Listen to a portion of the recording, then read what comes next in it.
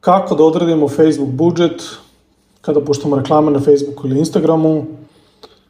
To ćemo najlakše razumjeti tako što ćemo recimo za audience, odnosno target, ciljnu grupu, uzeti za primjer jezero sa ribicama. Kao da pecamo, ali sa mrežom. Evo što tačno mislim. Uzmemo primjer da je recimo jedna mala publika, odnosno mali audience. To je kada targetujemo toliko usko da nam ostane recimo 100.000 samo na primjeru, delu Zrenjanina. I uzmimo da je to malo jezero. Zatim uzmimo malo veće jezero, koje bi recimo bilo 250.000 i uzmimo recimo još veće, da je publika bila recimo 1.000.000 ljudi. Sad zamislimo da recimo u tom jezeru naši potencijalni kupci, odnosno klijenti, jesu ribice. Imamo ih nekoliko, naravno, mi ćemo ovdje brže popuniti. Evo ih. Šta sad dešava? Kako da podesimo ad budget? Ad budget na mesečnom nivou, uzmimo recimo da je 100 eura i imamo neku malu mrežu. Šta se dešava sa tom malom mrežom?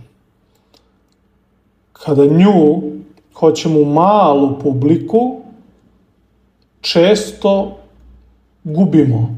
Odnosno, recimo, on će pecati, Facebook će algoritmom svojim pokušati da pronađe jednu ribicu i ta ribica će nas recimo, koštati ovde možda, recimo 7 eura ili tako nešto. Stavit ćemo da je CPA, cost per acquisition, 7 eura. Ako bi recimo imali malo veći budžet, od 500 eura mesečno, veća je šansa da ćemo odmah u startu upecati već neku ribu, zar ne? Čak i u srednjem, odnosno u većoj publici, automatski imamo manje promašaja sa većim budžetom. Ako bi uzeli najveći budžet, u maloj publici, odnosno detaljnom targetiranju, imamo automatski win-win, ali to nije sve. Ako nam je ovdje CPA bio 7 eura,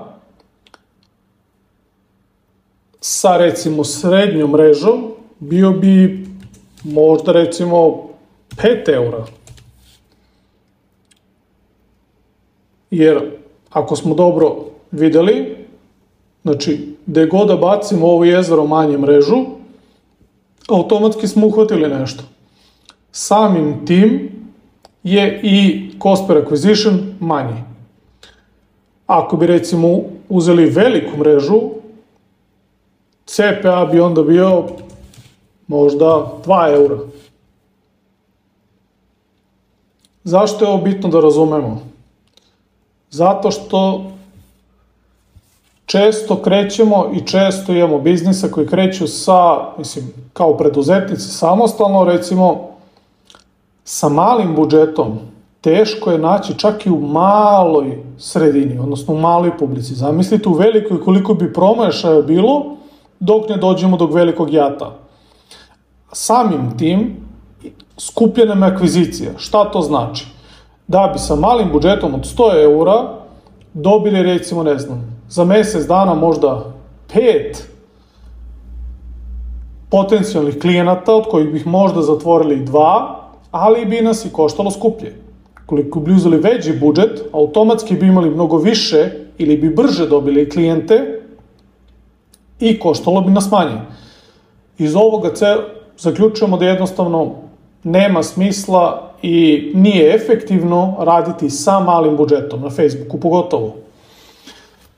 Uzmimo Facebook, Instagram, uzmimo Threads koji sad dolazi, mnoge stvari se menjaju, cost per acquisition postaje sve skuplji i skuplji, ovo je neka procena, znači brojke su, da kažem, random, ali je budžet otprilike nešto što čak i mi dobijamo kroz upite i suštinski budžet između 500 i 1000 eura mesečno se pokazao najefikasnijim, samim tim i cost per acquisition je mnogo manji i sa druge strane dobijemo realnije upite. To je bilo sve za danas.